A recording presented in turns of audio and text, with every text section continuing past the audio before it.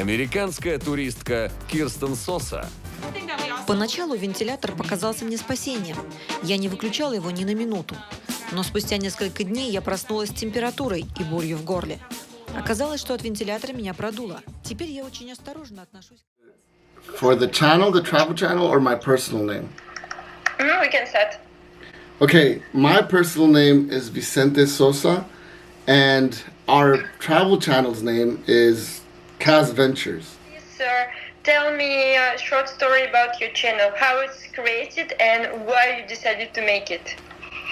Well, my wife and I love to travel, and it's our passion to experience cultures and travel around the world. We actually did it while being on a cruise. We came up with the idea. We said, hey, maybe later on in the future we might have a travel channel. And 3 years later, we actually made it KASVENTURES.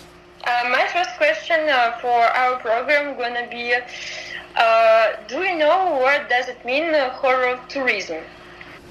Okay, so to us, horror tourism is anything associated with death or tragedy tourism. We have actually been to Mesquite in Mexico City for the Day of the Death, which is it's a celebration to death.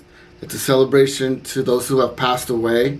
We were in the cemetery. We were interacting with the locals who were chanting songs to the death, to their deceased family members. It is their belief that the death come back for that day, and they hang out with them for that period of time. We've been to the Anne Frank's house, which has to do with the Holocaust and that history from World War II. A very obscure place that we tried to go to was the island of the Dolls in Mexico City as well. It's an island that just has old raggedy dolls just hanging down by trees, but it's just too obscure, too scary to do it.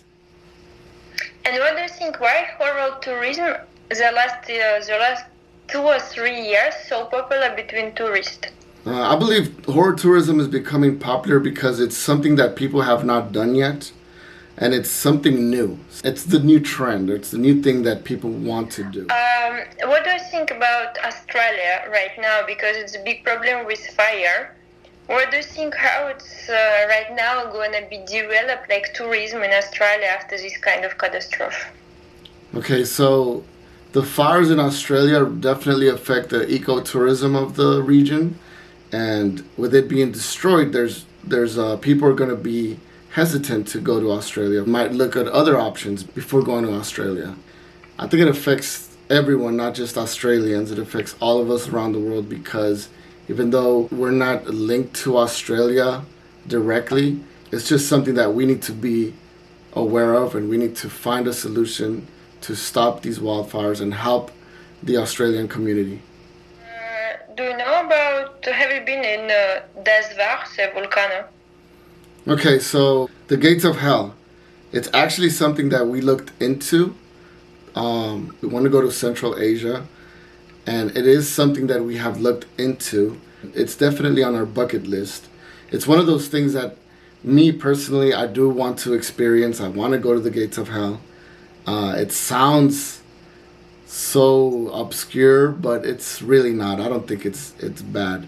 And for those of you who don't know what the gates of hell is, it's like a crater in the ground, and there's just gases that are burning, and I think it's pretty cool. There's nothing hell about it. What was the place where you were, which really saved you, really in your heart, and you're gonna come back again? Oh, there's so many places that we love, that in our heart, like, okay, we want to go back there no matter what. 2 places I think of. One, Paris, because every time we've been there, we have such a fun time, and that's actually the place that I proposed, and it just brings very good fond memories whenever we go to Paris. And the second place is Barcelona. Barcelona is rich with culture and history. You get to see people from all over the world. And I actually have my daughter there. She's a little 9-year-old.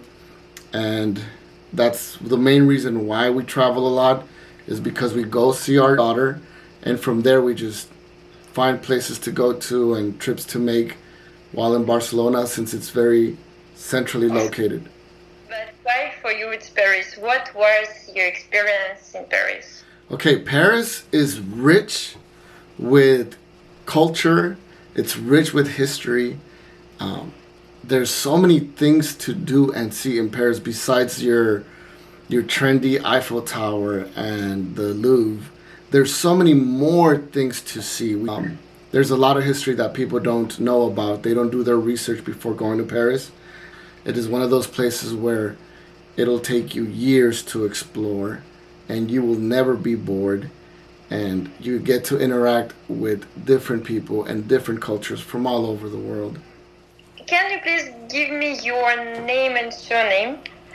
Yes, my name is Kirsten Sosa. My first question gonna be your connection with what kind of gadget do you use for your travel?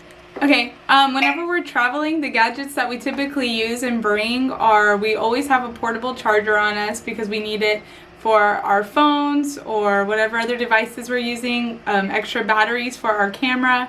We also bring our Nikon Canon camera, which is what we use to record our blogs. We always bring like an adapter that has multiple ports in it. We bring our selfie stick, of course, got to get the good pictures. And then we use our phone a lot for the Google Maps and to research things as we get there so that we can know even more about everything we kind of bump into along the way. How do you choose countries to travel and why? Okay, so how we choose countries to travel is a lot of times we just kind of pick like a spot that we both or one of us has always wanted to go, and then from there we never just go to one place. Like when we go to travel, we try to like do everything that we can in that experience. For our honeymoon, for example, we did a month-long trip across Europe, and I had always wanted to go to Athens. And so what we did from there is we actually went to Santorini, then we went from there, we went to Rome, Venice, Verona, Milan, then we went to Barcelona, and we ended up in Porto, Portugal. So Vicente is really good at researching, and like planning stuff like that. So what we'll do is we'll actually go to one place and then do as much as we can in and around that place. Okay, and tell me please about your experience, like which in your head, like I was already asked your husband, like what for him it's Paris, Barcelona, maybe for you it's another place. I'm gonna go with Athens. Because whenever we went there, the people were so friendly, so helpful. The food is delicious. The art is incredible. The structures, the buildings, the history.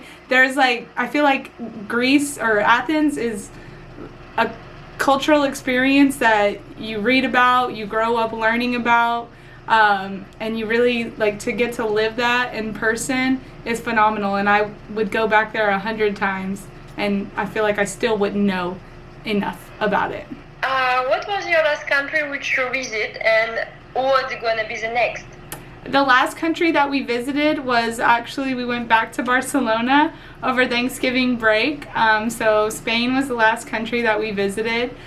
Before that, we went to Mexico City for Day of the Dead, and that was a really awesome experience. But something I'm excited about is next year, actually, we're going to Japan. And I'm really excited about that because I've never been to Asia.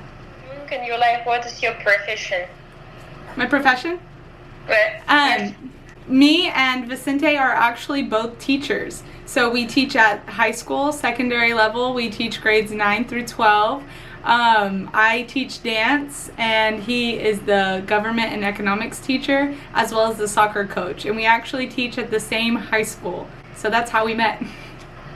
You are working at the same place, and you are like married, and you are travel together too? Yes, ma'am. Okay. All together, all the time. 24 hours together. Yes. Okay, if you like this video, don't forget to like and subscribe to our channel, as well as follow us on Instagram and Pinterest at KASVENTURES. And of course, our blog, kasventures.org. Thanks!